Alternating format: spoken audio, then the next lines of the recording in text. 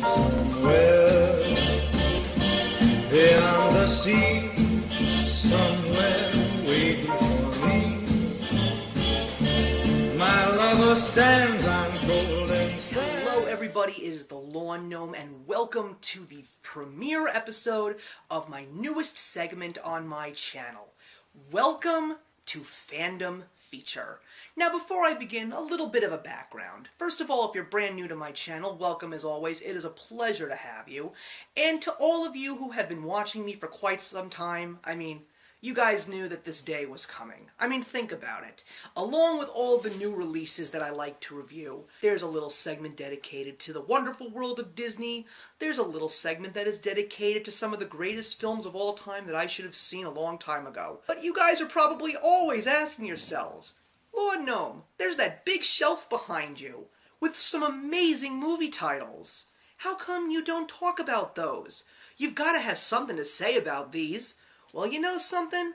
I have been thinking about this for a very long time, and I totally agree with you if you've been thinking that. I thought that it was time to finally unleash the inner fanboy in me, and finally talk about some of the greatest films, in my opinion, that I love so dearly because I watched them numerous times. I proudly own them in my DVD collection. If I have a movie in my collection, it means that I am watching it dozens and dozens, maybe hundreds, maybe even thousands of times.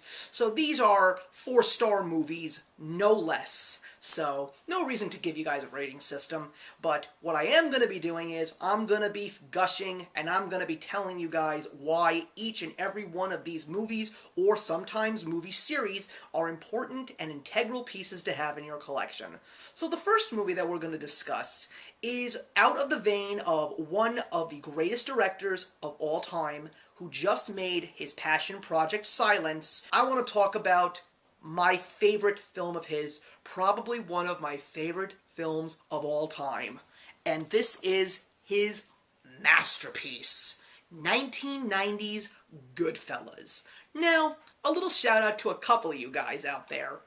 You probably have seen my infamous review of the movie that beat this one out for Best Picture in 1991. Yes, Dances with Wolves. And you all heard my thoughts on Dances with Wolves. Well, now it's time for the Lawn Gnome to tell you why I feel that way about Dances with Wolves. Goodfellas is a movie that I always knew about since I was a very young kid, but wasn't able to see it because I was a very young kid. Thanks to a little show called Animaniacs, I saw The Good Feathers and learned a lot about the actors that they were portraying as pigeons. The actors were people that I knew for many, many years, including the legendary Robert De Niro and, of course, Joe Pesci, thanks to another little movie that I watched at that time, which was Home Alone.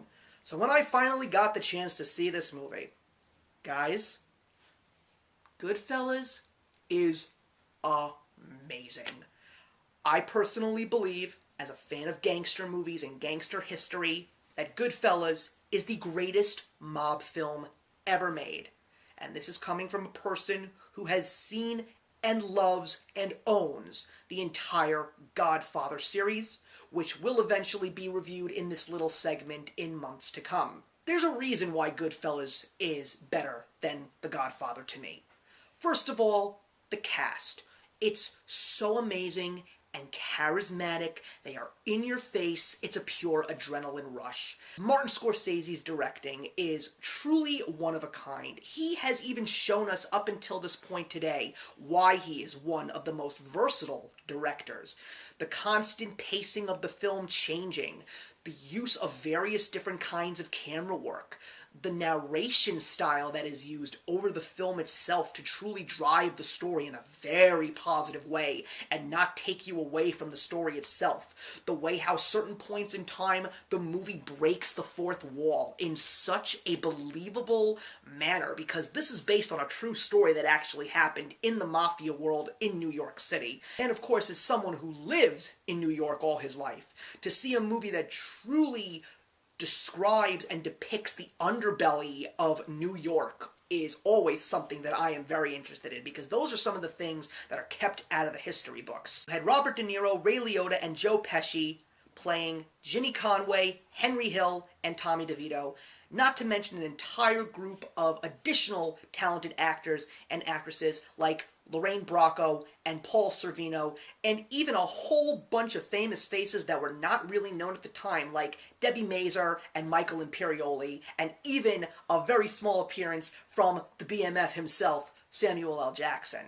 But this movie really captures and at the same time glorifies mob life. Was it really that way? We don't know. But the bright colors, the fantastic soundtrack from artists from Frank Sinatra to the Rolling Stones, the way that mob life is shown in a positive way at some point in time, just seeing how these guys truly loved being evil. I mean, you knew that these guys were not good people, but when you see how much these guys just loved doing what they did, it's the only way that Martin Scorsese could tell it. It just makes you smile, and when you smile at devious evil, sort of like a Mark Hamill as the Joker kind of vibe, it just makes you enjoy the movie even more. There are no dead spots in this movie. Although the pacing sometimes gets slow, and then it speeds up, and then it gets slow again, I feel that the way that it is done perfectly, so you never truly have a dull moment. The way that the story is told, you're always engaged, and it makes it even more interesting.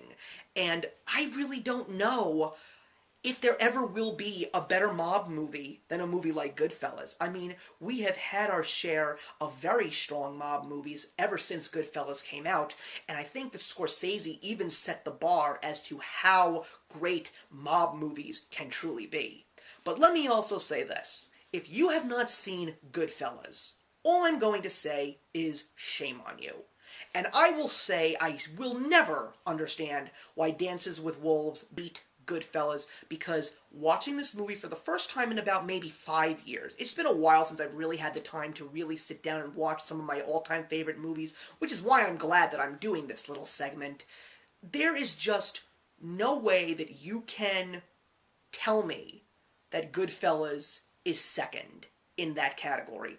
This movie is engaging, it is fun to watch, it's a fantastic movie experience. I will watch this movie dozens upon dozens upon dozens of times. I mean, I think I may have seen this movie already 20 times, and I will gladly watch it happily, repeatedly, till the day I die. I mean, it's in my collection. And if it's not in your collection yet, I say that this is something that you need to fix really quickly. If you haven't seen it, see it. You will not regret it. This has the Lawn Gnome's stamp of satisfaction guaranteed, or your money back. Maybe if you're not really a fan of blood and things that mob people in history have done, then this could be something that does make you feel uncomfortable. But honestly, if you're a film fan, this is a movie that you are going to say is one of the greatest, and you will enjoy it 100%. Thank you very much for watching the first episode of Fandom Feature, guys, and please put your comments in the box below. I would love to have a discussion with you on this amazing Martin Scorsese masterpiece, Goodfellas, and I will see you soon. Take care.